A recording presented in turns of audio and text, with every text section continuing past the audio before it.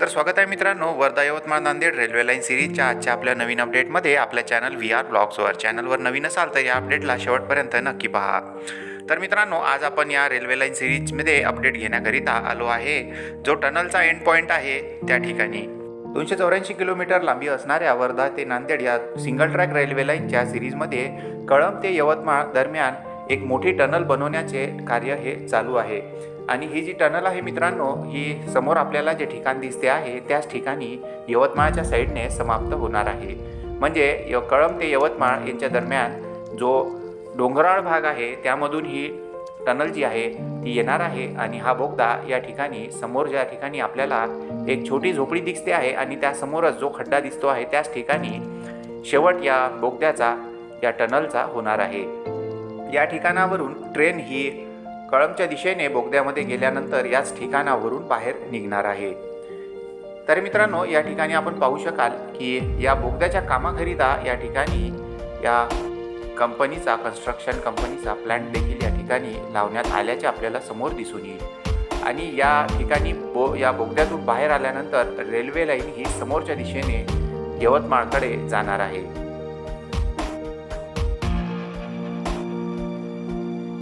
तर मित्रांनो, हा जो संपूर्ण बोगदा आहे याची लांबी राहणार आहे 3 किलोमीटर.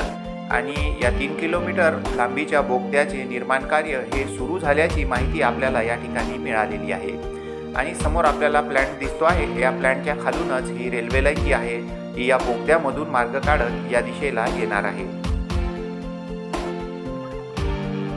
या ठिकाणावरून कळंब स्टेशन हे साधारणतः 20 किलोमीटर अंतरावर असू शकेल. तर वर्धा ते कळंब हा जो मार्ग आहे हा कार्यान्वित करण्यात आला आहे व कळंबच्या पुढे रेल्वे लाईनचे काम हे विविध टप्प्यांवर चालू आहे. आणि या सिरीजमध्ये आपण आत्ताच दारवा रेल्वे स्टेशनचा अपडेट घेतला आहे. त्याचा व्हिडिओ आपण पाहिला नसेल तर लिंकमध्ये जाऊन नक्की चेकआउट करावा. तर या बोगद्यामधून बाहेर झाल्यानंतर सरळ दिशेत ही रेल्वे लाईन येणार आहे. आणि ज्या ठिकाणी आपल्याला समोर मोठ्या प्रमाणामध्ये पाणी साचल्याचे दिसून येत आहे त्याच ठिकाणावरून ही रेल्वे लाईन खालच्या दिशेने म्हणजे जमिनीच्या लेव्हलच्या साधारणतः 10 फूट खालच्या दिशेने समोरच्या दिशेला जाणार आहे. आणि या ठिकाणी खोलीकरणाचे काम जे आहे ते पूर्णत्वास आल्यामुळे या ठिकाणी मोठ्या प्रमाणात पाणी साचल्याचे आपल्याला दिसून येईल.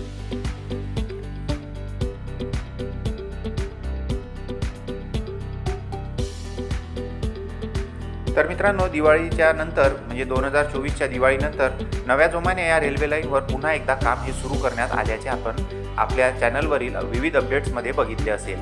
आणि जर आपण अपडेट बघितले नसतील तर आय बटनमध्ये प्लेलिस्ट दिली आहे, त्यामध्ये जाऊन आपण अपडेट्स नक्की चेकआउट करा. समोर आपल्याला प्लॅन्ट दिसतो आहे त्या खालून ही रेल्वे लाईन या बोगद्यामधून बाहेर आल्यानंतर खालच्या दिशेने समोर जाणार असल्याची समोर दिसून येईल आपल्याला.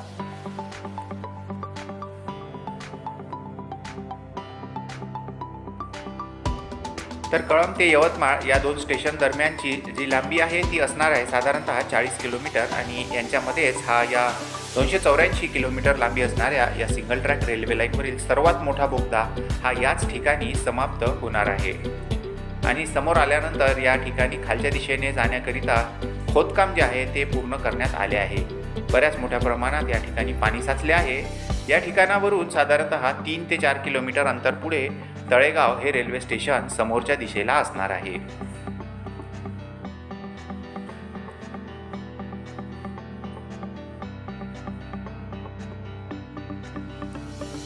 तर मित्रांनो, समोर दिसणाऱ्या या डोंगर रांगांमधून मार्ग काढत ही रेल्वे लाईन समोर आल्यानंतर या टनलच्या बाहेर येऊन जो पहिल्यांदा जो रोड क्रॉस करणार आहे तो आहे कार्ली या गावचा रोड. आणि कार्ली गावाकडे जाणाऱ्या या रस्त्याला ही जी रेल्वे लाईन आहे ही खालच्या दिशेने क्रॉस करणार आहे. आणि हे जे क्रॉसिंग आहे हे या टनलच्या बाहेर आल्यानंतरचे पहिलेच क्रॉसिंग हे या ठिकाणी असणार आहे.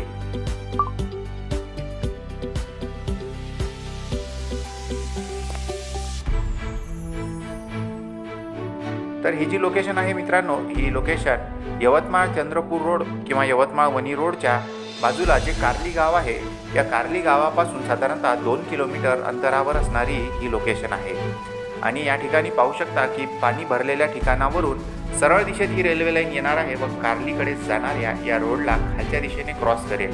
आणि त्याकरिता या रोडसाठी या ठिकाणी एका पुलाच्या निर्मितीचे कार्य जे आहे ते या ठिकाणी प्रगतीपथावर आहे.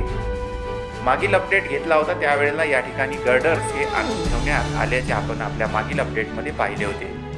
तर आजच्या दिवशी आपण या ठिकाणी बघितले तर या पुलावरती गर्डर इन्स्टॉल करण्याचे जे काम आहे ते पूर्ण झाल्याचे दिसून येईल. या दिशेला 2 किलोमीटर अंतरावर कार्ली हे गाव आहे आणि या ठिकाणी पाहू शकाल की जे महाकाय गर्डर्स आहेत ते या ठिकाणी पूर्णपणे इन्स्टॉल केल्या गेले आहेत आणि या ठिकाणची क्रेनसुद्धा आता या ठिकाणावरून गेलेली आहे. आता या ठिकाणी स्लॅब कास्टिंग करण्याकरिता काम करण्यात येईल व नंतर काही काळाने या ठिकाणी रोडची निर्मिती ही पुलावरून केल्यानंतर हे जे जास्तीची माती आहे हे उचलण्याचे काम या ठिकाणी केल्या जाणार आहे. आणि या गर्डरच्या खाली देखील जो खड्डा करण्यात आला आहे त्यामध्ये बऱ्याच मोठ्या प्रमाणात पाणी साचल्याचे आपल्याला दिसून येईल.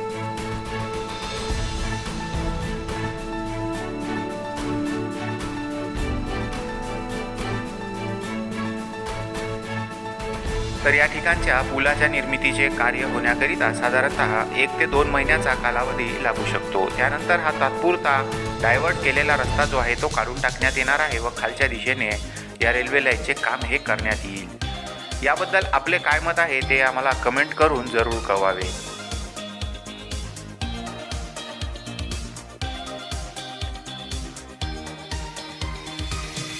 या ठिकाणच्या पुलाला खालच्या दिशेने क्रॉस केल्यानंतर ही रेल्वे लाईन जी आहे ही जाणार आहे समोरच्या दिशेने म्हणजेच तळेगावच्या रेल्वे स्टेशनकडे, ज्याची लांबी या ठिकाणावरून 2 ते 3 किलोमीटर असण्याची शक्यता आहे.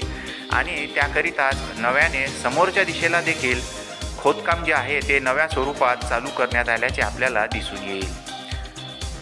गेल्या 2-3 दिवसांमध्ये या ठिकाणी आभाळ आले असल्यामुळे आभाळी वातावरणामुळे या ठिकाणी दूरचे दृश्य हे थोडे धुसर दिसू शकेल, त्याबद्दल माफी असावी.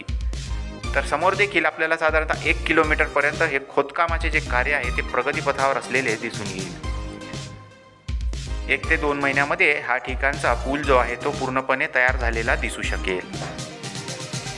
तर अशा प्रकारे या डोंगर रांगांमधून ही रेल्वे लाईन टनलद्वारे मार्ग काढत यवतमाळच्या दिशेने मार्गक्रमण करणार आहे. तर मित्रांनो, आजचा हा टनलचा जो अपडेट आहे तो याच ठिकाणी आपण समाप्त करूया. तर कसा वाटला आजचा हा अपडेट हे आम्हाला कमेंट करून जरूर कळवा. अपडेट आवडला असल्यास चॅनलला लाईक, शेअर आणि सबस्क्राईब करा. अपडेट फार जास्त आवडल्यास थँक्स बटन दाबून तुम्ही आमची आर्थिक मदत देखील करू शकता. तर आता भेटूया नवीन माहितीसह पुढच्या अपडेटमध्ये.